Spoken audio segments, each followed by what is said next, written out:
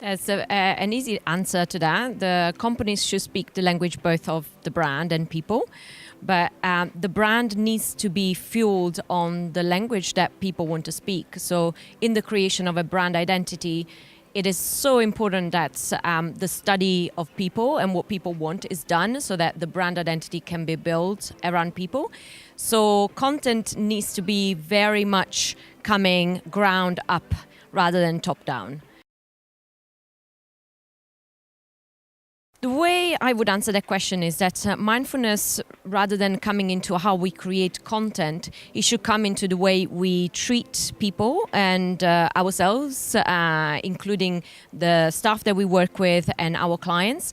Because when people are at ease with each other and can collaborate in a very mindful way, then the best content will come, the best ideas will come, the best technologies will be able to enhance what we're doing.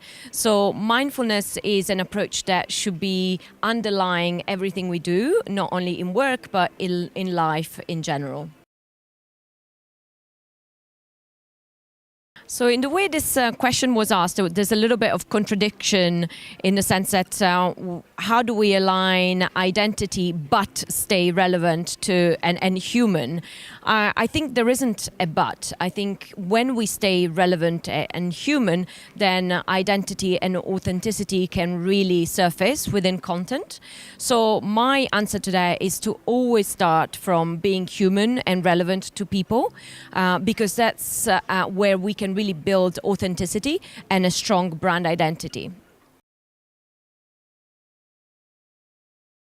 Innovation frameworks are very useful, and as head of innovation, I know many of them and I've used them. So starting from many years ago, the 70-20-10, and then moving to more recent frameworks. However, they are only a framework. At the end of the day, we need to be very real to the reality that there is in each country or in each industry. And sometimes frameworks fail to capture the differences that there are and the nuances. So they can be too generic and failing at being relevant. So my answer to that would be that, again, there needs to be a bottom-up approach to how we use generic innovation frameworks in order to be much more relevant to the local realities and to the niche realities that we have in each industry.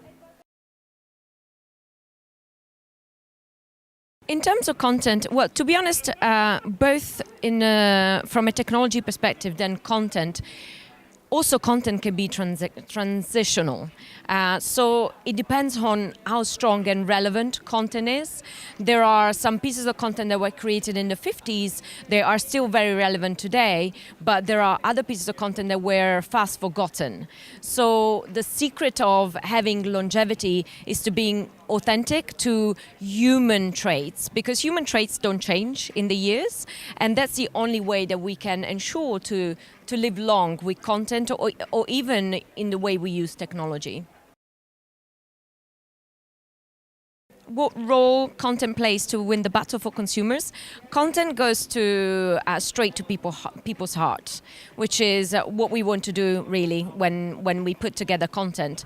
When we use just advertising, broad advertising, we are mainly trying to get to the mind of consumers, and we're trying to keep ourselves top of mind by how many times we appear in front of people.